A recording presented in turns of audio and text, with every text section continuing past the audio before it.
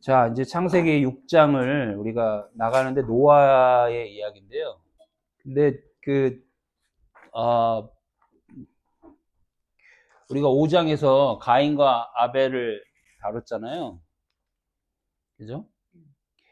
근데 그 가인과 아벨의 스토리의 끄트머리 쪽에 이런 톨레돈, 즉 계보들이 나와요. 왜 그런 계보가 나오냐면 바로 이 부분을 소개하기 위해서 그러는 거예요. 그래서 이 부분을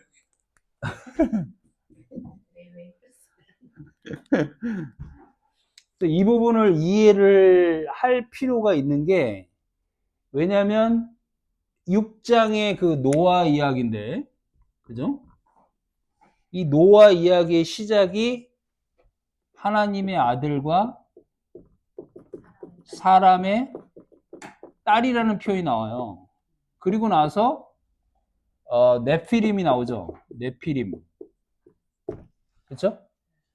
그러니까 얘네들이 결혼해서 자손을 갖는데 그게 네피림이다 이거죠. 그러면 얘네들이 뭐냐 이거예요. 사람의 아들과 하나님의 아들과 사람의 딸이 누구냐 이거예요. 그게 이것만 딱 보고 나서 이제 이게 거인이니까 천사가 타락해서 서로 하나님의 아들은 천사고 사람의 딸은 우리 사람이니까 천사가 사람을 취해가지고 거대한 거인을 낳았다 뭐 이렇게 보더라고요. 일각에서는. 그렇죠? 그렇죠. 저도 어렸을 때 그렇게 배웠어요. 예. 근데 이제 그런 맥락으로 보면 그 지어낸 말이잖아요. 솔직히 근거가 없잖아요. 그죠? 근데 이제 이런 말이 나오니까 굉장히 하나는 신성한 거고 하나는 땅의 것이니까 믹스되지 말아야 될 것이 믹스돼 가지고 거대한 사람이 태어났다 뭐 이렇게 보고 나중에 뭐 니무롯 같은 사람이 뭐 용사다 이렇게 돼 있으니까 용맹하고 강건하고 뭐 이런 사람으로 해석이 돼. 해석의 흐름을 타지 않기 위해서는 이 5장의 톨로댓이 이렇게 이어진다는 거죠. 왜냐면 왜 그러냐면 그 근거가 이 가인의 계보하고 이 아벨의 계보하고 반드시 이렇게 그 대조를 이루고 있다는 거죠. 그죠? 그렇죠. 셋의 계보를. 이 대조를 분명하게 보이고 있고 하나님이 이 셋의 계보를 쭉 주는 것에 대해서 딱 의미 부여를 하고 있어요. 분명하게. 그렇기 때문에 전체적인 구조로 봤을 때 창세기 5장의 이 계보를 이해하는 게 중요하다. 이 계보가 그대로 네피림으로 오는 거고 이 네피림이 곧 나중에는 이게 이제 약탈자고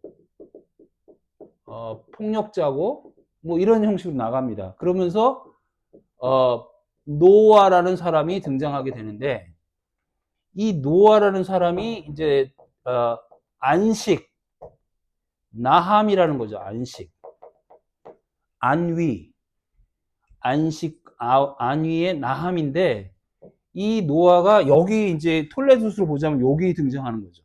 그러니까 이 톨레도스의 끝에 노아가 나오는 거죠. 그리고 이 무드셀라가 969세에 이제 비가 떨어지는 겁니다. 그러니까 969세로 죽었을 때 비의 심판이 나오는 거죠. 그러면 이 노아의 시대 때 이쪽 사람들이 있었을 거 아니에요. 가인의 후예들이 있었을 거 아니에요. 그렇죠? 그리고 이 무드셀라를 통해서 람에게 아들 노아 이쪽 계보도 분명히 있었을 거 아니에요. 그렇죠? 그런데 노아 때 무드셀라가 죽은 그 해에 비가 온단 말이죠. 홍수 재앙이 있단 말이죠. 그러면 그 홍수 재앙이 이 네피림을 향한 건데, 그죠? 그리고 구원은 노아의 가족들을 향한 건데 이것 또한 대조를 이루고 있다는 거죠. 그러면 그 6장의 시작에 하나님의 아들과 사람의 딸이 결혼했다는 것은 뭘 얘기하느냐? 이쪽 사람들과 이쪽 사람들이 이제 결혼을 했다는 거죠. 노아의 계보와 그렇죠. 그러니까 가인의 계보와 셋의 계보들이 서로 아름다움을 보고 결혼을 해서 나온 자들이 약탈자요 폭력자들이라는 얘기죠. 그래서 그것을 보시고 하나님이 한탄하시고 근심하신다는 얘기가 나오죠. 근데 그 한탄하다 근심하다의 어원이 또한 나함이에요. 그러니까 나함은 안위라는 뜻도 있고 그 다음에 한탄하다라는 뜻도 있는 거예요. 그래서 중요한 단어입니다. 나함이. 그리고 여기가 6장 10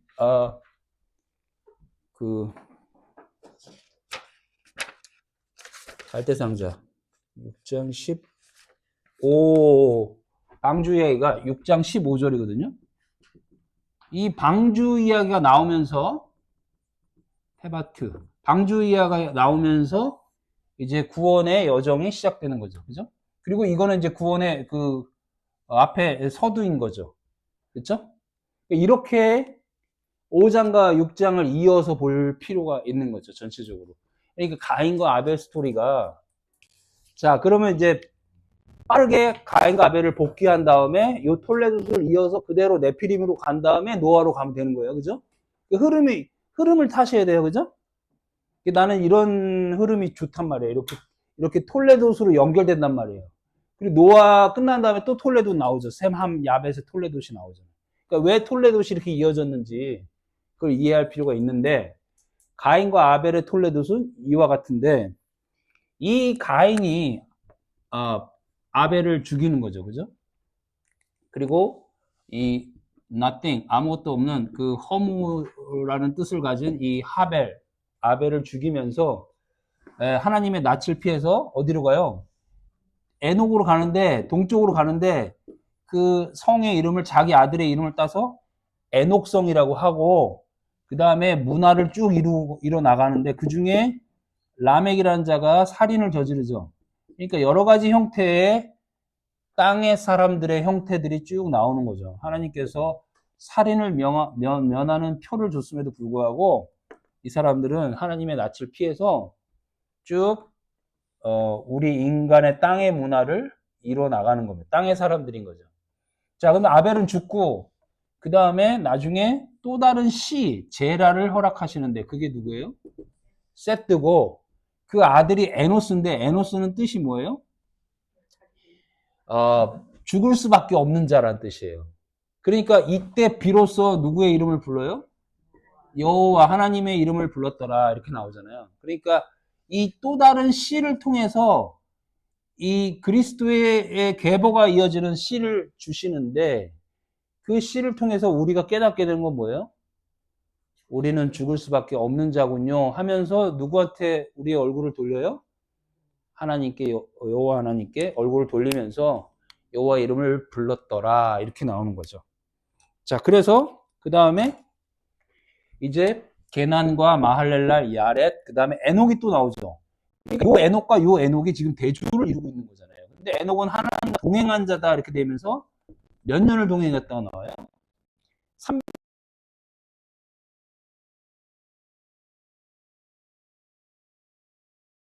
수밖에 없는 존재인데 하나님을 만나서 동행하면서 죽지 않게 됐다라는 얘기를 하고 싶은 건데 이 300년을 동행했다는 얘기는 3이라는 숫자는 완전한 숫자니까 하나님과 완전한 동행했다라는 뜻이죠. 앞으로 3이나 30이나 300이나 3만이나 다 똑같아요. 완전한 숫자라는 얘기죠. 그리고 나서 무드셀라가 나오고 라멕이 또 나오면서 이 라멕과 동일선상에 있는 라멕을 보여주고 있죠. 그래서 가인의 7배, 라멕의 77배, 또 다른 라멕은 777세에 죽게 되는 그런 내용들을 보여주면서 하나님의 은혜가 가인의 표를 통해서 이렇게 이어지고 있다는 것을 암시하고 있는 거죠. 그 다음에 이제 노아 스토리가 나오는 거죠. 자, 그러면 요 계보를 이해하는 게 되게 중요하겠죠. 그리고 재미있죠. 이렇게 대조를 이루고 있다는 게. 그냥 우리가 성경책을 줄줄줄줄 읽어갈 때는 그게 뭐 누가 낳고 그러니까 잘 이해를 못 하시잖아요. 그죠? 그런데 이 계보를 이렇게 정리를 해보고 가인과 아벨 스토리가 마지막으로 노아로 넘어가기 전에 요런 스토리가 있었구나라고 우리가 알 수 있는 거죠. 자, 그러면 이제 6장으로 넘어가겠습니다. 이 노아 스토리도 굉장히 재밌는 이야기들이 많이 있어요. 그 요소에 오늘 몇 절까지 나가냐면요. 17절인가 8절까지 나가는데 굉장히 재밌는 스토리들이 있고요. 중복되는 이야기들은 빨리빨리 스킵을 하고 요 구조, 그러니까 땅의 사람과 하나님의 사람, 네피림과 노아 요 구조를 가지고 한번 보겠습니다. 자, 6장부터 쭉 보겠습니다. 우리가. 자, 사람이 이렇게 나오죠. 사람이. 그러니까 이쪽이 사람입니다. 사람. 땅 위에 뭐 했대요? 번성. 사람이 번성했다. 그 다음에 번성하기 시작할 때, 자, 번성을 라바브라고 하는데 가득하다, 많다, 물고기 알처럼 많다는 얘기예요.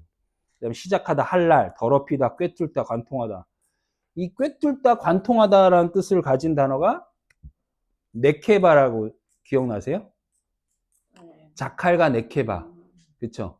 그래서 여자들 귀걸이 하는 게 너는 내 소유야 라고 옛날 노예시대 때 했던 거라 그랬죠. 그게 관통하다, 네케바라는 뜻이에요. 그러니까 이 사람이 번성하고 시작할 때는 이 네케바의 시대인 거예요. 자, 근데 딸들이 낳죠. 그래서 하나님의 아들들이 딸들의 아름다움을 보고 자기들이 좋아하는 모든 여자를 아내로 삼은지라. 그러니까 하나님의 아들들과 땅의 사람의 딸들이 아름다움을 보고, 이게 뭐죠? 뭐 이런 거 나오면 이제는 세 가지 에피뚜미아가 나와줘야 되는 거죠. 그죠? 혀를 차요. 이생의 자랑, 안목의 정욕, 육신의 정욕, 이런 것들이 나와주면서 보암직도 하고 먹음직도 하고, 발음이 잘 안 되냐? 뭐죠? 눈을 뭐 밝게 했다 그랬잖아, 그죠? 고 에피뚜미아. 그 다음에 가인과 아벨에서도 죄가 문 앞에 엎드려 있으나 죄가 너를 원하나 죄를 다스릴지라, 그렇게 나올 때 그 죄가 에피뚜미아였어요. 그러니까 성경에서는 이 죄라는 것, 보고라는 부분이 다 이런 부분인 거죠. 그래서 이 하나님의 아들들과 땅의 딸들이 함께 하는 거죠. 그래서 함께 했는데, 그래서 뭐가 된대요? 함께 하니까 되게 이상한 표현이 나오죠. 함께 해서 뭐가 됐대요? 육신이 된지라. 육과 육이 만나는데 뭐 육신이 된지라 그래요? 그죠? 이 육신은 바사르. 이 바사르라는 단어인데요. 어디서 많이 봤죠? 살, 육신. 살 그러면 뭐 생각나세요? 살 중에 살이요. 이런 말 나오죠. 어디서 나왔어요? 창세기 어디? 아담한테 뭘 줘요?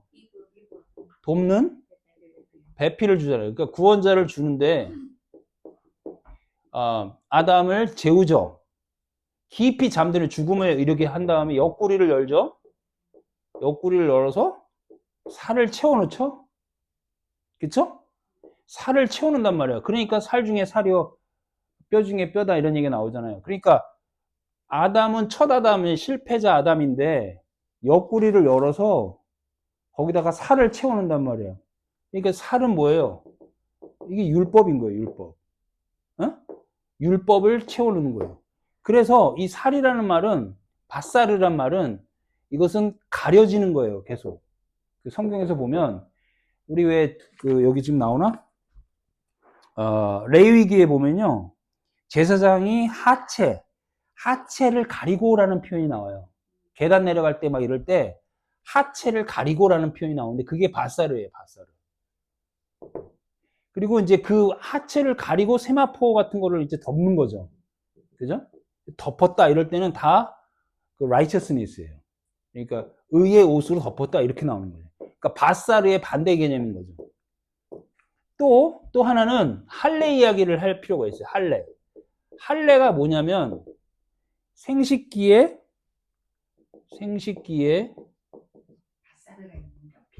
포피를 베는 거죠. 에? 여러분은 그거 아세요? 알죠. 알죠? 예. 아들을 아니, 놀라운 겁니다. 한국 사람이 이 할례를 하잖아요. 남자에게 남성 할례를 하잖아요. 그게 뭐 어떤 이유에서든지 굉장히 높잖아요, 비율이. 근데 요즘에 좀 떨어진다 그래요.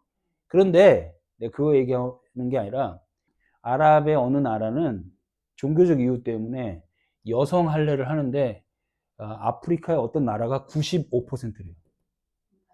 아세요? 저 지난주에 그걸 보고 깜짝 놀랐어요. 그래서 이거 빨리 캠페인을 해야 된다 이런 얘기가 나오는데 너무 잔인하다는 거죠. 13세 뭐 14세가 되면 뭐 어떻게 하는지는 잘 모르겠어요. 근데 하여튼 그렇대요. 그 뭐죠? 성욕을 절제시키기 위해서 한대요. 목적이. 위생도 아니고 하여튼 굉장히 끔찍한 일이 벌어지고 있는 거죠.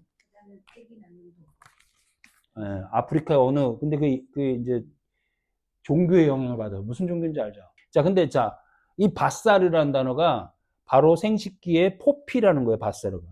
그 살점 끄트머리. 그러니까 살이라는 얘기죠, 살점 끄트머리. 근데 이거 왜 배워내요? 이거는 율법을 상징하는 거죠. 율법을 배워내라는 거죠. 그래서 며칠 날 해요? 태어난 지 8일 날 하는 거죠. 그래서 율법이 죽고 새로운 피조물로 나오는 새 창조다라는 개념인 거죠. 그러니까 지금 이 하나님의 아들들과 사람들이 결혼을 해서 지들끼리 아름다움을 보고 결혼을 해서 뭐가 된지라? 바사르가 된지라 이렇게 나오는 거죠. 자, 이거 잘 요런 단어들은요, 굉장히 성경에서 중요한 단어거든요. 단어 자체가. 바사르. 히브리 말로. 살, 육체, 율법을 얘기하는 거죠. 기억해 두시고, 6장 4절. 당시의 땅에는 네피림이 있었고, 그 후에는 하나님의 아들들이 사람의 딸에게로 들어와 자식을 낳았으니 그들은 용사라. 고대의 명성 있는 사람들이었더라. 자, 네피림은 아까 잠깐 설명했지만 여기 지금 히브리 말도 나와 있죠. 뜻이 뭐라고 나와 있어요? 침략자, 약탈자, 또 반역자, 배신자, 습격자. 어떻게 어감이 어때요? 전부 다 안 좋죠? 예. 자, 성경은 지금 누구에 대해서 얘기하는 거예요? 우리에 대해서 얘기하는 거예요. 자, 이런 자들이었는데 거기에 레피림, 여기 림이 들어가면 이게 복수형이에요. 그런 자들이라는 뜻이죠. 그런 자들. 자, 근데 거기서 하나님의 아들들과 사람들의 딸에게 들어와라는 단어 있죠. 들어와. 자, 이거 또 나오는데 계속 이런 단어는 꼭 기억해 주세요. 보라는 단어, 보. 하나가 되다, 연합하다. 이게 들어왔다는 얘기는 연합하다는 뜻이에요. 연합하다. 그래서 언제 이것이 중요한 단어로 나왔었죠, 옛날에? 기억나세요? 아담이 짐승들에게 이름 질 때, 근데 이끌려 들어와라는 단어를 쓰잖아요. 그때 보를 쓰는데 그게 아담에게로 짐승들이 들어가는 거죠. 그게 뭐라 그랬죠? 이 아담은 율법을 상징하는데 율법 없는 자, 말씀이 아예 없는 자들이 아담에게로 들어간다는 얘기죠. 그래서 말씀을 갖게 되는 거죠. 성소로 들어가는 거랑 비슷한 거죠. 겉말씀을 갖게 되는 자로 들어가게 됐다는 얘기죠. 코끼리다, 뭐, 강아지다, 이름 짓는 얘기가 아니라는 얘기죠. 그러니까 요런 내용, 보호라는 내용. 같이 하나가 되었다. 연합했다. 자, 그 다음에 이제 네피림이 언제 또 나와요? 민수기 13장에 보면 정찰대가 나갔다가 오면서 뭐라 그래요? 그 땅에 네피림이 산다 그러죠? 안악자손 대장부들을 보았나니 우리는 스스로 보기에도 메뚜기 같으니 그들이 보기에도 그와 같으니. 이 네피림은 뭐 천사랑 뭐 사람이 결혼해서 이상한 뭐 신성한 어떤 뭔가를 남게 그런 게 아니라 그냥 약탈자들이에요. 약탈자, 배신자들이고 이런 폭력을 일삼는 자들이 나온 거죠. 여기 라멕도 그렇잖아요. 자기가 상처받아가지고 어떤 소년을 죽였다 그렇게 나오잖아요. 근데 소년이 아니라 자녀를 죽였다 이렇게 봐야 된다 그랬죠. 이렇게 이런 자들이라는 거죠. 자, 그래서 6장 5절 보겠습니다. 여기까지가 이제 네피림에 관한 이야기예요. 그죠? 자, 그 중에 이제 핵심적인 워드가 뭐예요? 네피림, 뭐 이런 단어. 그 다음에 그 다음에 바사르, 육신이 되었다. 이런 단어죠. 자, 그런데 이제 5절 보세요. 여호와께서 사람의 죄악이 세상에 가득한가? 그의 마음으로 생각하는 모든 계획이 항상 악할 뿐임을 보시고 땅 위에 사람 지으셨음을 한탄하사 마음에 근심하시고. 여기 한탄하사 이 단어가 나함이라는 단어죠. 이 단어는 아주 중요한 핵심적인 단어입니다. 아까도 잠깐 설명했지만 누구의 이름이 나함이에요? 노아의 이름이 안위라는 뜻의 나함인 거야. 그러니까 나함이 두 가지 뜻이 있는 거예요. 그러니까 하나님이 사람을 지었는데 어이구 딱 보니까 아주 개차반이야. 아주 개차반이야. 지들끼리 결혼하고 뭐 난리가 났어. 그래서 네피림이 된 거야. 그러면 딱 보시고 아이고 주여. 하나님이 주여를 할쓰려나? 자기가 아유 내 괜히 지었다. 그런 의미가 아닌 거죠, 이건. 우리는 이제 우리말로 하면 한탄하고 아이고 근심했다, 리그레트했다 막 이렇게 되니까 그런 얘기지만 이 나함이라는 단어는 이제 노아를 나타낼 때는 안위고 안식인데 이 한탄이라는 단어는 사실은 잘못 번역된 것이 아닌가 이렇게 보여집니다. 그래서 그 다음 페이지 보면 하나님이 자기가 사람을 지어놓고 후회를 했을까? 그러면은 전지전능한 분이 아니잖아요. 그죠? 그리고 은혜 주시는 분이 아니잖아요. 다 쓸어버려 뭐 이런 개념이 아니라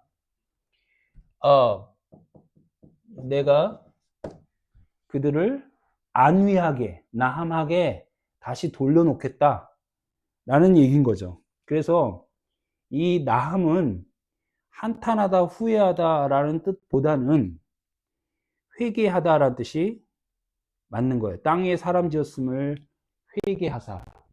이 회개라는 단어가 지난 시간부터 계속 나오는데 메타노이아 이 쉽게 말하면 뭐라 그랬죠? 유턴이죠, 유턴. 그러니까 땅의 사람들을 하나님의 사람으로 유턴하게 돌려놓는 이 일을 하나님이 하신다 그랬죠. 그래서 그것이 바로 나함입니다.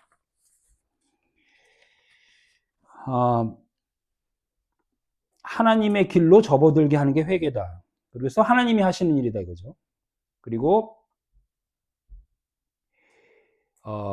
가인이 아벨로 죽어서 셋으로 나오듯이. 그러니까 가인이 아벨로 죽어서 셋으로 나온다.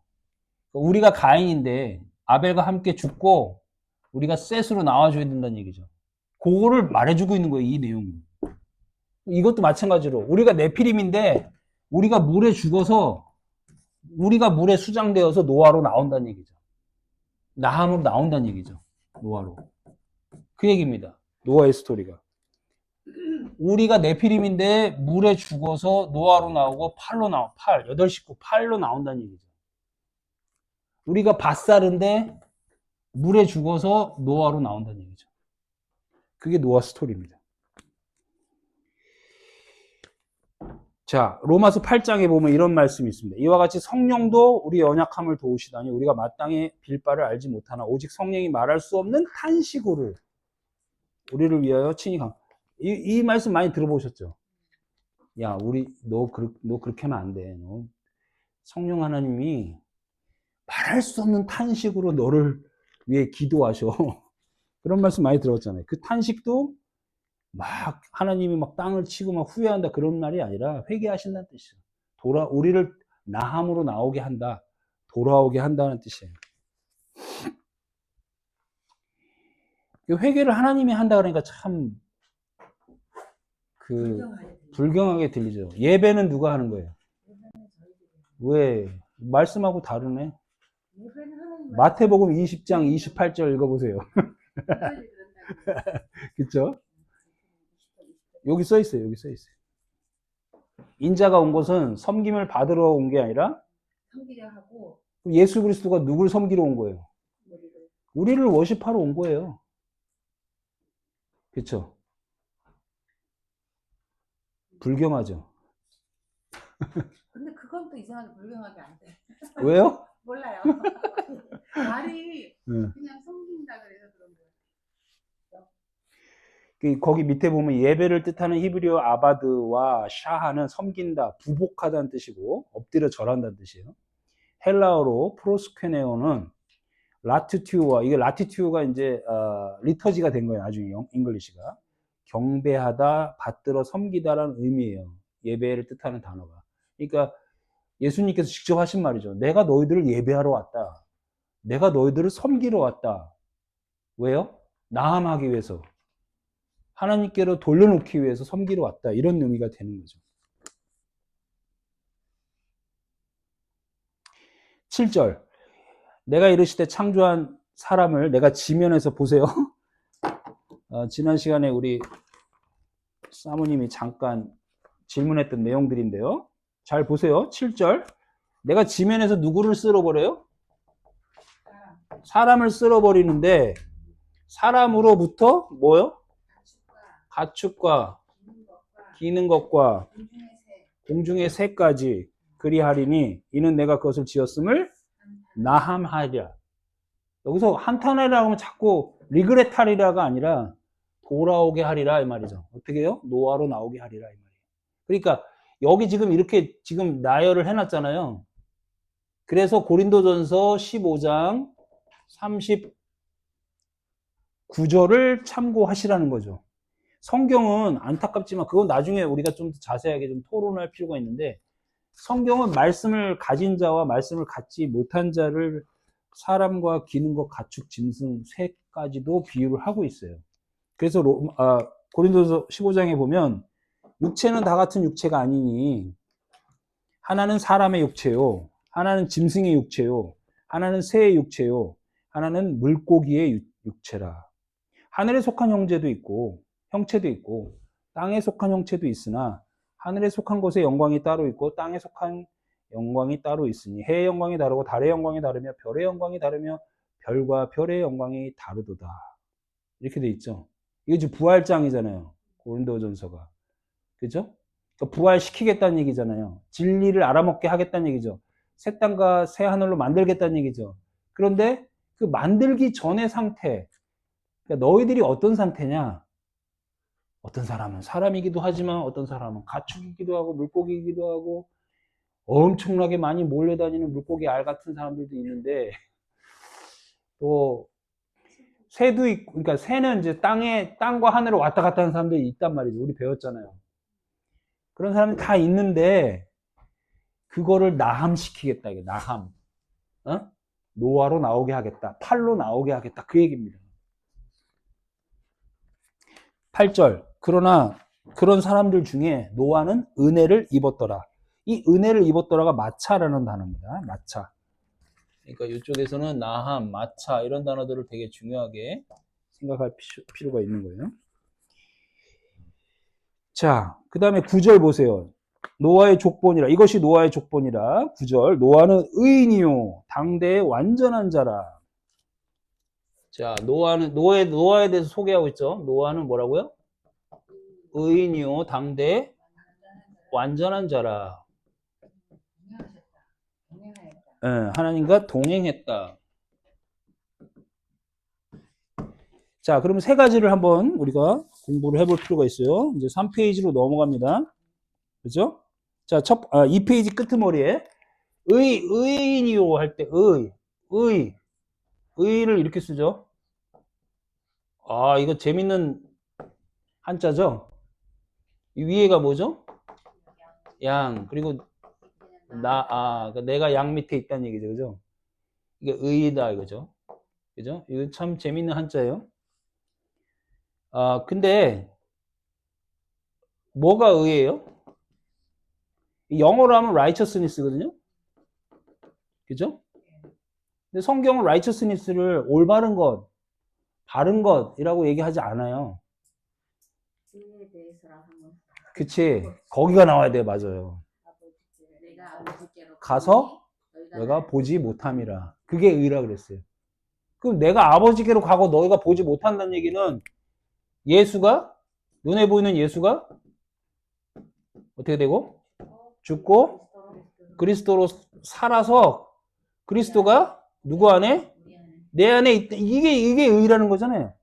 그러니까 밧사르가 죽고 나함으로 너희들 나오게 하겠다는 얘기가 의라는 얘기죠. 그러니까 노아는 그 얘기예요. 노아가 의인이라는 얘기는 그렇게 만든다는 얘기죠, 지금. 그죠? 자, 그래서 3페이지에 제가 이렇게 써놨어요. 육체는 죽고 영이 남아, 즉 예수는 죽고, 즉 율법은 죽고 십자가에 죽고 그리스도로 나와. 또 육은 죽고 밧사르는 죽고 살덩어리는 죽고 나오는데 예수님께서 십자가에서 달려 돌아가실 때 포도주를 먹잖아요. 포도주. 신포도주. 그죠? 그 포도주의 의미가 그리스도라는 거죠.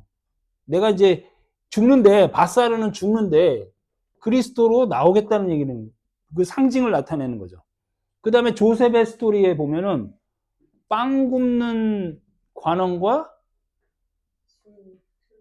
뭐죠? 술 맡은 관원장, 컵베어러가 나오잖아요. 근데 빵 굽는 뭐라 그래야 돼? 빵 굽는 관원. 빵 굽는 관원은 어떻게 돼요? 죽고 술 맡은 관원은 살잖아. 이게 똑같은 내용이에요, 지금. 예수는 죽고 그리스도는 사는 내용이 이게 조셉의 이야기에 똑같이 나온다는 거죠. 그렇죠? 머리를 내어주고 우리의 머리도 잘리고 그리스도의 머리로 살아간다. 율법 행위 선하게 죽고 또 이제 마태복음은 두 눈을 범죄하거든 두 눈을 빼어버려서 한 눈으로 살아가라 그렇게 나오잖아요. 눈이 다 빠진 거 아니야? 두 눈을 다 빼면 안 돼. 이게 무슨 말이냐면 두 선악의 논리로 보지 말라는 얘기죠.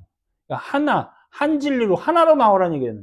성경은 늘 하나 되게 하신다. 하나로 나오게 하신다는 얘기를 하는 거죠. 그 다음에 완전한 자라. 이 완전한 자가 이 두 번째 완전한 자라 할 때 이 완전한 자가 어디 나오냐면요. 아브라함에서 나옵니다. 그죠? 지금 제가 거기다 써놨는데 아브라함의 이게 타민인데요. 타민.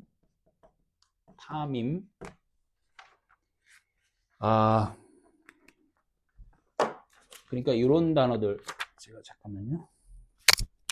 나함, 타민.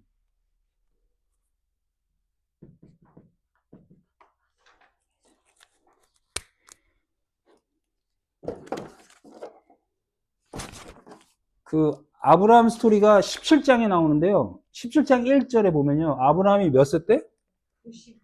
99세 때. 99세 때. 여호와께서 아브람에게 나타나서 그에게 이르시되 나는 전능한 하나님이시라 너는 내 앞에 행하여 완전하라 타민해라 이렇게 나오는 거죠. 그래가지고 5절에 보니까 이후로는 내 이름을 아브람에서 아브라함 그러니까 이제 해가 들어간 거예요, 해. 그러니까 호흡이 들어간 거, 호흡. 호흡이 들어갔다는 것은 루아흐가 들어갔다는 거예요. 그죠? 영이 들어갔다는 거예요. 아브라함이니 내가 너를 민족의 아버지가 되리라. 이렇게 쭉 나오고 10절에 보니까 남자는 뭐 하더라? 할래. 할례를 받으라. 이렇게 나오죠. 할례가 나옵니다. 자, 그러니까 할례는 여기 지금 우리 공부했잖아요. 8일째 되는 날 뭐를 잘라버리는 거예요? 삐. 어? 얼마나 아픈지 아세요? 자꾸 그 생각이 나네. 바사르, 율법, 살, 육신이 죽어야 된다는 것을 나타내는데 이 아브라함 때 완전함이다, 완전한 자다를 설명하면서 이 얘기가 나오는 거죠. 그렇게 되니까 언약의 자손인 누가 나와요? 이삭이 나오는 거죠. 100세 때. 그쵸? 그래서 바울이 그 진리를 깨달았어요. 그래서 로마서 2장에 뭐라 그래요? 할례는 마음에 할지니 어디에 있어요? 루아흐 영에 있고 율법 조문에 있지 아니한지라. 그러니까 할례는 율법 조문인데 여기에 할례가 있지 않다라고 얘기하는 거죠. 그것이 완전한 탐임이라는 거예요. 탐임. 그러니까 율법 조문은 뭐예요? 율법 조문은 옳고 그른 선악의 지식 나무잖아요. 이것이 죽어야 된다는 거죠. 이것을 잘라내야 된다는 거죠. 이것이 우리의 머리가 돼서는 안 된다는 거죠. 이것이 탐임입니다. 완전하게 나오는 것이요. 그 다음에 동행하다, 하라크. 지금 우리 뭘 공부하고 있어요? 노아의 세 가지 뜻. 의인, 탐임, 완전한 자, 그 다음에 동행하는 자, 하라크. 이 세 가지 의미를 공부하고 있는 거예요. 하라크는 동행하다는 것은 하나되다는 뜻이에요. 하나되다. 그래서 우리가 하나되다, 하나로 나오다 하면은 예수 그리스도께서 그 통짜로 뭐라 그래요? 무슨 표현이 있는데? 원피스. 원피스 맞잖아요. 아니 성경에 원피스 입었더라 이렇게 돼 있을 것 같아요. 호지 않은 거, 통으로 짠 것이라. 이게. 근데 이제 이거를, 그 병사들이 4개로 쪼개서 갔죠. 그죠? 그게 이제 사복음서가 되는 거죠. 4개로 쪼개서 가는 거죠. 그죠? 그러니까 예수는 우리에게 그 한 진리로 오시는 거죠. 그럼 하나 되게 하는 자로 오시는 거죠, 이 땅에. 그럼 뭐가 생각나요? 요한복음 3장 16절 모노 게노스. 모노는 하나, 기노마이는 become. 정확하게 말하면 make become. No, make or become oneness. 하나 되게 하기 위해서 오신 자, the one who becomes oneness. 그러니까 이게 독생자라는 말이 굉장히 잘못된 해석인 거죠. 하나밖에 없는 아들을 주셨다. 얼마나 귀하냐 이렇게 가는 거죠. 그게 아니라 하나를 갖고 하나 되기 위해서 오신 한 분 이 말이죠. 모노게노스. 그게 동행했다는 뜻이에요. 하라크. 근데 여기서 동행한 사람이 한 명 있잖아요. 그죠? 300년 동안 아까 에노크. 똑같은 말이에요. 이게 동행했다. 자, 그러면 우리가 네피림이었는데 이제 정리를 하자면 여기까지. 네피림이었는데 물을 통해서 노아로 나오게 한다는 얘기는 완전한 자, 의인, 즉 예수가 죽고 율법이 죽고 바사르가 죽고 그리스도로 나오게 한다. 내 안에 그리스도가 있게 한다는 얘기고, 또 완전한 자, 탐임은 할례를 통해서 완전한 자를 가르치고 있잖아요. 그래야 이삭이 나오는 거잖아요. 99세에 할례를 해야. 그러니까 바사르, 율법을 잘라내고 아들이 나온다는 얘기고, 세 번째 동행했다는 얘기는 하나 되게 했다는 얘기죠. 그러니까 이런 자로 우리를 나오게 한다는 얘기예요. 그러니까 여러분들은 지금 네피림인지 노아인지 하나님이 원하는 안위, 안식, 나함은 이런 내용들을 갖고 있어야 되는 거죠. 자, 3페이지 하라크까지 봤어요. 그렇죠? 자, 그리고 나서 이제 노아의 아들 셈, 함, 야벳이 나오는데, 요것이 이제 나중에 톨레도스로 연결됩니다. 그죠? 그러니까 얘네들의 톨레도스는 나중에 보는 걸로 하고, 쭉 이어나가겠습니다. 이제 11절. 그때 온 땅이 하나님 앞에 부패하여 포악함이 땅에 가득한지라. 12절. 하나님이 보신즉 땅이 부패하였으니 이는 땅에서 모든 혈육 있는 자의 혈육, 이것도 다 저기예요. 바사르예요. 부패한지라. 하나님이 노아에게 이르시되 모든 혈육, 바사르, 포악함이 땅에 가득했다. 아까 나오죠? 그 다음에 그 끝날이 내 앞에 이르렀으니 내가 그들을 땅과 함께 멸하리라. 이렇게 나오죠. 여기서 지금 어떤 단어들이 보입니까?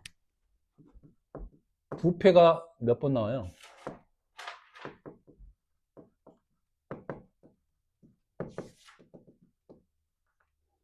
부패. 먹는 부패 말고 11절부터 13절까지 지금 하나, 둘, 셋. 계속 반복되잖아요. 부패가. 그죠? 하나, 둘, 셋. 세 번 나오고 포악이 한 번. 한 번, 또 뭐 가득하면 뭐 이렇게 나오죠. 포악이 이제 하마스입니다. 하마스. 부패가 사하타. 이런 단어를 쓰면서 땅 위에 가득했다 이런 말을 씁니다. 그죠? 그리고 땅과 함께 멸하리라, 파멸을 하리라, 이런 말을 쓰고 있습니다. 그러니까 우리의 옛 자아, 우리의 옛 생각, 사람 생각, 이거 다 부패한 거고 포악한 거고 땅적 생각이니까 이거를 멸하겠다 라고 말씀하시는 거죠. 그렇죠? 자, 이런 구도를, 성경이 말하는 구도를 좀 파악을 하셔야 되는 거죠. 그래서 옛 생각, 육신 생각, 바사르가 죽어야 되는 거예요. 근데 바울은 뭐라 그래요? 언제 죽어? 날마다 죽노라. 그렇죠. 바울은 그 진리를 깨달아가지고 언제 죽어요? 날마다 죽노라. 아침에 눈 뜨면 내 바사르 죽여주세요. 내 바사르 죽여주세요. 해야 되는 거죠. 자, 여기까지가 이 구도예요. 그죠? 그 다음에 이제 재밌는 내용들이 좀 나옵니다. 이제 왜? 뭐가 나와요? 이제 방주 이야기가 나와야 돼요. 그죠? 내가 보니까 이쪽 화면이 좀 안 나와. 그러니까 여기다 써야겠다. 방주. 이제 방주가 아크인데, 영어로 하면 아크인데, 자, 방주 만드는 이야기 들어가 봅시다. 14절부터요. 너는 고페르나무로 너를 위하여 방주를 만드는데 그 안에 칸들을 막고 역청을 안팎에 칠하라. 자, 방주가 테바트예요. 테바트. 이 테바트는 이거하고 모세의 갈대 상자 있죠? 딱 두 번만 쓰여요. 성경에서. 자, 그런데 이 방주가 테바트인데 이 방주는 이제 물에 떠다니는 걸 얘기하는데 이게 네모 동그란 박스를 얘기하는 거야. 박스. 그러니까 정방형의 궤를 얘기하는 궤. 그래서 이 방주를 성전으로 봐야 됩니다. 우리 기억나세요? 지성소가 네모 박스라 그랬죠? 이렇게 정사각형의 네모 박스. 그 다음에 성소. 그죠? 이 지성소가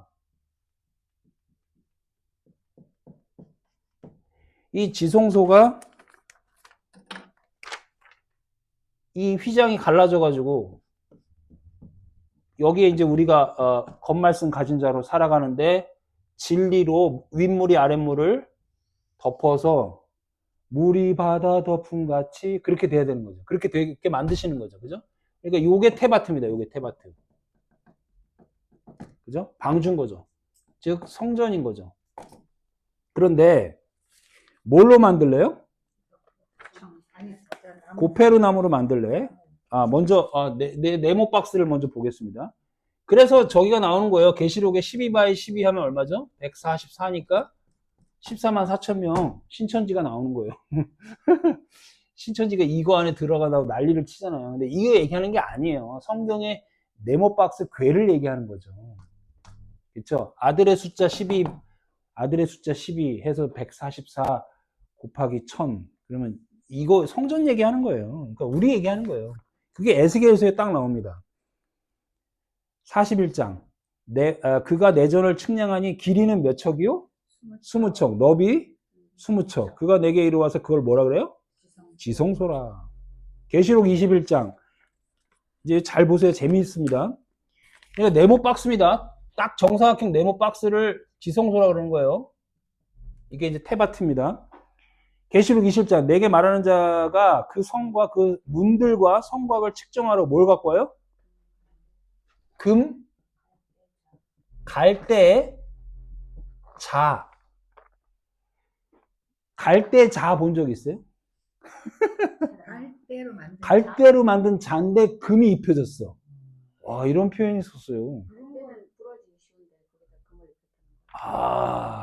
맞습니다. 그럼 갈대가 누굴까요? 우리겠죠. 율법이죠. 그래서 상한 갈대를 꺾지 말라. 그 찬양이 딱 나와 주셔야 되는데. 상한 갈대 꺾지 않으시고. 그 마태복음 나오는 상한 갈대는 누구야? 갈대는 우리면 상한 갈대는 뭐야? 율법으로 망가진 네피림들인 거야. 빠싸른 거야. 그거를 꺾지 않으시고 은혜로 주신다는 얘기죠. 그러니까 이 갈대라는 게 우리를 얘기하는 거, 율법을 얘기하는데 바사르를 얘기하는데 거기다가 뭘 입혀요?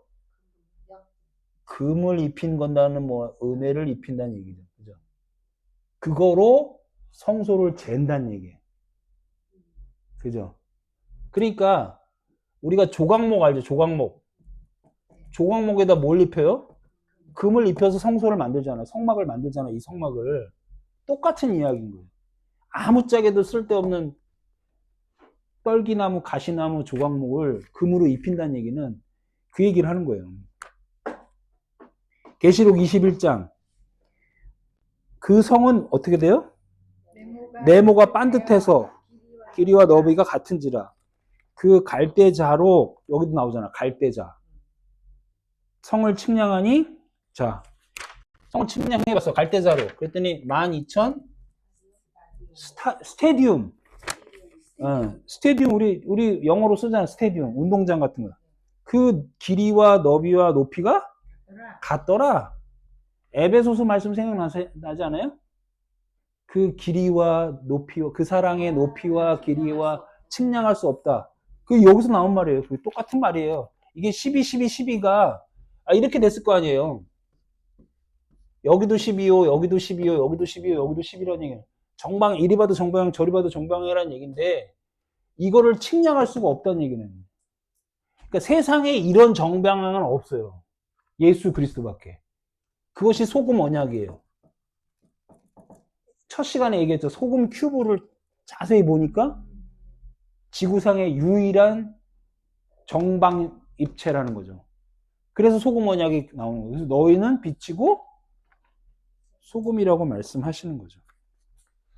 아들의 숫자입니다. 아들로 나오는 겁니다. 자, 갈대 상자. 왜 갈대냐? 그러니까 갈대가 지금 여기 모세의 갈대 상자잖아요. 그러니까 모세의 테바크인데 여기다 모세를 이렇게 담잖아요. 근데 이거 뭘로 만들어? 갈대로 만들었다는 얘기니까 율법을 갖고 오는 자잖아요. 모세가 하나님의 말씀을 받잖아요. 그게 겉말씀이잖아요. 그러니까 갈대 상자에 담는 거예요. 근데 거기다가 뭘 칠해요? 역청을 칠해야 돼. 역청이 뭘까요? 역청이 이제 나오는 여기다 역청을 막 칠한단 말이에요. 갈대에다가. 그러니까 이제 결국에는 갈대에다가 역청을 칠한다는 얘기니까 이거는 율법이요. 이거는 은혜인데 이게 속전이란 뜻이 있어요. 속전. 속전이 뭐죠? 돈 주고 사는 거잖아요. 리뎀션, 리딤이잖아요. 리딤.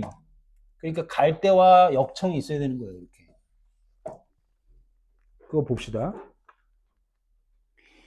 출애굽기 20장.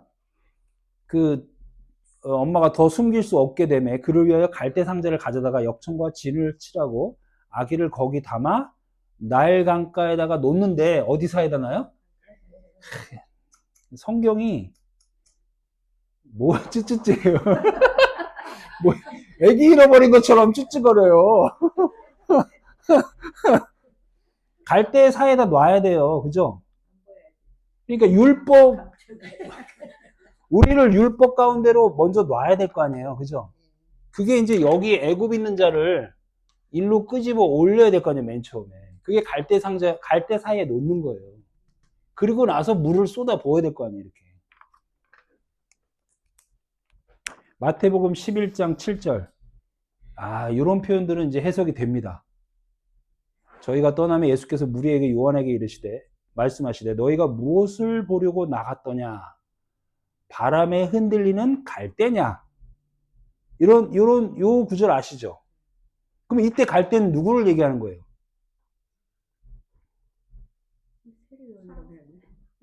그쵸? 세례요한을 보러 갔냐? 이 말이죠. 그게 율법인 거죠. 그러면 너희가 무엇을 보러 나갔더냐? 부드러운 옷 입은 사람이냐? 부드러운 옷을 입은 사람은 왕궁에 있느니라. 왕이란 얘기죠. 그럼 어찌하여 나갔냐? 선지자를 보기 위함이더냐? 옳다. 내가 너에게 말하니 선지자보다 더 나은 자니라. 그죠? 갈 때는 그 율법을 나타내는 거예요. 그죠? 자, 마태복음 아까 말한 대로 12장에 보면은 상한 갈대를 꺾지 아니하며 꺼져가는 심지를 끄지 아니하기를 심판에 이길 때까지 하니리. 상한 갈대는 우리를 얘기하는 거예요. 율법인 우리를 얘기하는 거고.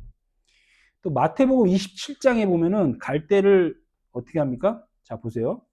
예수님이 죽을 때 가시관을 엮어 그 머리에 씌우고 갈대를 그 오른손에 들리고.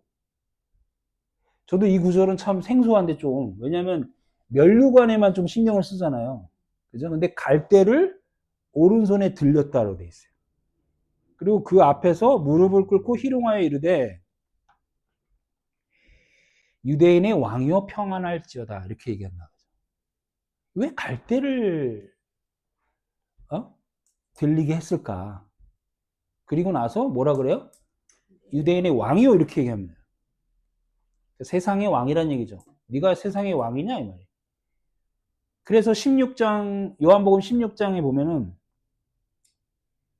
11절 심판에 대하여 함은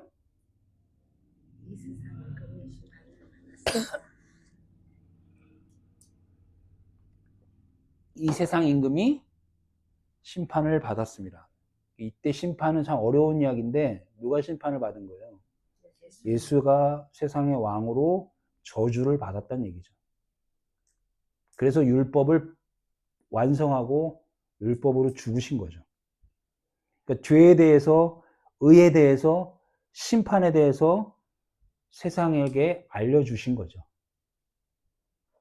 자, 그 다음에 역청을 바르는데 역청의 원어가 고페르입니다. 코페르, 역청, 코페르, 칠하다, 카파르. 비슷하죠? 발음이. 그죠? 고페르 나무는 집으로 삼다라는 뜻이에요. 고페르라는 뜻이 나무 이름이, 이 소재가 나무잖아요. 고페르 나무. 사이프레스. 그게 근데 한국 성경에는 잣나무라고 돼 있어가지고. 잣나무요? 응. 사이프러스 그 나무가 잣나무로- 비슷하게 안 생겼나? 잣나무로 아닌 것 같은데. 해석이 돼 있었나? 너는 잣나무로 여기. 그랬나? 무슨 번역이에요? 이거요? 음. 옛날 거. 처음에 뭐지 그거? 개역 한글? 예.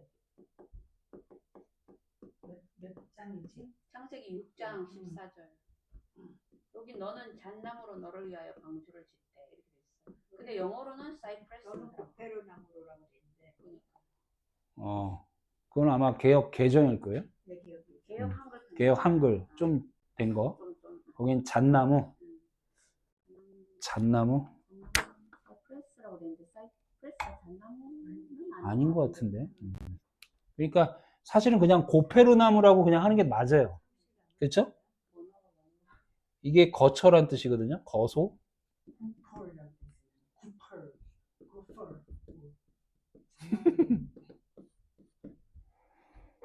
자, 그 역청은 아까 말한 대로 속전, 몸값 이런 뜻이에요. 그 다음에 칠하다도 카파르인데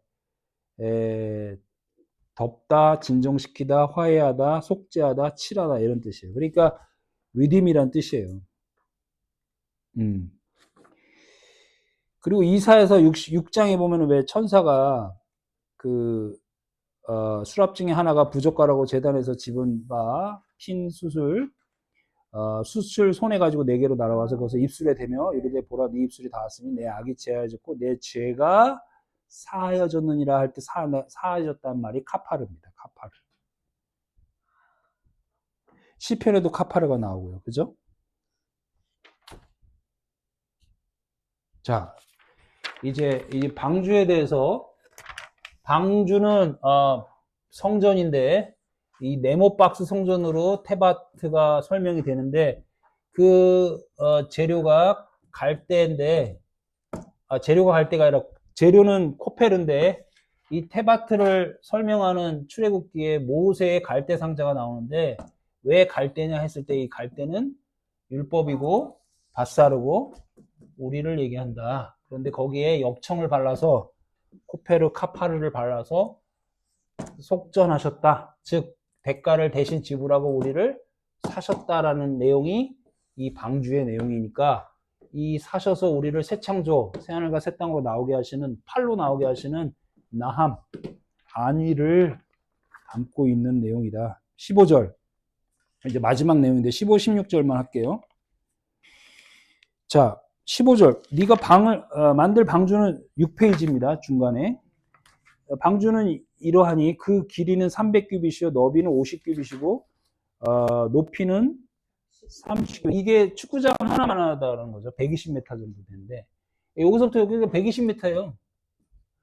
그죠? 근데 거기에 모든 짐승들을 다 실을 수가 없겠죠. 그죠? 그러니까 아까 말한 대로 짐승이라는 것은 아까 여기 말한 거예요. 요 내용을 얘기하는 거죠. 그 다음에 16절만 이제 마지막으로 보겠습니다. 자, 방주가 이렇게 있는데 거기다 뭘 내요? 창을 하나 내는데 창. 밖을 쳐다봐야 되나요? 위에서부터 한 규빗에 내고 자, 보세요. 요런 표현도 우리가 잘 눈여겨보지 않았어요. 여기서부터 한 규빗이니까 여기 한 규빗이거든요. 그러니까 위에서부터 한 규빗. 이거 왜 위에서부터 한 규빗을 내는 창을 낼까? 그 창이라는 말이 초하르란 말입니다. 초하르란 말인데 이게 정오란 뜻이에요. 정오가 몇 시죠? 12시. 히브리 사람은 6시. 가장 해가 빛날 때 사마리아 여인이 우물가에 오게 되죠. 그때 몇 시예요? 그게 6시라 이렇게 나와요. 그러니까 몇 시에 왔다는 얘기예요? 정오에 왔다는 얘기예요. 정오에. 그러니까 초하루에 왔다는 얘기인데 초하루에 왔다는 얘기는 이 방주의 창을 얘기합니다. 응? 그러니까 성서에 나오는 한낮 또는 그냥 낮을 나타내는 게 은혜를 나타내는 거예요. 은혜. 실족함이 없는 은혜. 그래서 창세기에도 밤이 되고 뭐가 돼요? 낮이 되니 요미더라 이렇게 나오잖아요. 그러니까 요한복음 11장 9절 예수께서 대답하신 낮이 몇 시간이 아니냐? 12시간이 아니냐? 사람이 낮에 다니면 이 세상에 빛을 봄으로 실족하지 아니하고 이렇게 돼 있잖아요. 그러니까 정오와 실족을 대비하고 있죠. 밤에 다니면 빛이 그 사람 안에 없는 거로 실족하느니라. 이 정오, 초하루라는 말은 그리스도를 상징합니다. 육시, 정우. 창을 내고 그 다음에 문은 어떻게 내요? 왜 문을 옆으로 내요? 이렇게? 문을 옆으로 낸다. 여기다 내면 안 돼, 이렇게? 생각 안 해봤어. 그쵸. 이거 중요한 구절이 아니었어요, 사실. 왜냐면, 옆이라는 게 뭐, 그러니까 모르겠어, 나도. 정면이라는 거야. 나. 그냥 생각 안 하고 이게, 읽었어. 이 옆으로 낸단 말이 테바크인데, 테타크인데, 이 옆구리입니다, 옆구리. 그러니까, 문을 옆구리로 낸다는 얘기는, 예수 그리스도의 물과 피를 상징하는 것이라고 볼 수가 있습니다. 그리고 몇 층으로 쌓아요? 3층으로 쌓죠. 3층이니까 이게 3층이니까 이게 성전이니까 이거 얘기하는 거예요. 그렇죠? 그리고 바울이 봤던 셋째 하늘이 뭘 봤다는 얘기예요? 이 지성소 얘기하는 거예요. 딴 거 얘기하는 네모 박스 지성소 얘기하는 거죠. 다른 거래 근데. 어딜 안드로메다로 갈라 그래요, 자꾸. 저기 어디 먼 곳으로. 그렇게 얘기했잖아요. 자, 그래서 3층은 완전수인데 3층 하늘 샤마임 부정한 거, 정한 거, 거룩한 거, 삼일기를 얘기하는 거죠. 그죠? 애굽, 광야, 가나안. 그걸 얘기하는 거예요. 그 다음에 7페이지, 마지막 페이지. 첫째 하늘, 둘째 하늘, 셋째 하늘. 이게 첫째 하늘, 눈에 보이는 성전, 성전으로 얘기했을 때, 둘째 하늘이 눈에 보이는 예수, 율법 예수. 셋째 하늘이 그리스도, 우리와 연합된 자. 16절까지 했고요. 17절. 내가 홍수를 땅에 일으켜 무릇 생명의 기운이 있는 모든 육체, 바사르죠. 천하에서 멸절하니 땅에 있는 것들이 다 죽을. 계속 반복되는데 땅에 있는 것을 멸절시킨다고 얘기하죠. 그죠? 그러니까 땅의 생각들을 죽이겠다는 얘기죠. 그러니까 옛 생각, 옛자, 내 생각을 죽이고 은혜로 나오게 하겠다는 얘기죠. 정리하겠습니다. 이제 끝났어요. 노아의 이야기 이제 반절 왔어요. 그죠? 이제 나머지는 이제 그 무지개 언약 얘기하는 거예요. 활 언약. 자, 정리를 하면은 뭐죠? 가인과 아벨의 톨레도시 이어지는 거죠. 가인이었던 우리가 아벨과 함께 죽어서 셋으로 나오길 원하신다는 거죠. 그죠? 똑같아요. 네피림이었던 우리가 바사르로 죽고 그리스도로 나와서 나함, 탐임, 하라크로 나오게 하시는 하나님인데 모세의 갈대상자 배와 똑같이 페바트로 성전 삼으시겠다는 얘기예요. 그러니까 베레시트가 생각나죠. 우리를 성전 삼으시겠다는 얘기예요. 그러니까 고린도 후서 3장 16절 너가 하나님의 거룩한 성전인 것을 모르냐 너 안에 성령이 계신 걸 왜 모르느냐 그 얘기가 나오는 거죠. 그러니까 베레시트를 이모저모로 계속 스토리로 풀어주시는 거죠.